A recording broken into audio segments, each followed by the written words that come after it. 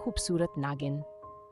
घने जंगल के किनारे एक शांत गांव के करीब मीरा नामी एक लड़की रहती थी। मगर वह आम लड़की नहीं थी। वह एक कदीम राज की हामिल थी। उसे सांप देवी की जानिब से एक खास तोहफा मिला था। वह जब चाहती एक शानदार सुनहरी नागिन में तब्दील हो सकती थी। इस ताकत के जरिए वह मासूमों की हिफाजत करती, जालिमों को सजा देती और बेदेखे जमीन पर घूमती। एक शाम एक मुसाफिर जिसका नाम अर्जुन था गांव में आया। वह एक दानिशमंद सियाह था, जहीन और निडर। तकदीर ने उसे दरिया के किनारे पहुंचा दिया, जहां उसने बेखबरी में एक हैरान कुन मंजर देख लिया। चांदनी रात में मीरा ने एक मुकद्दस मंत्र पढ़ा और लम्हों में उसकी शक्ल बदल गई।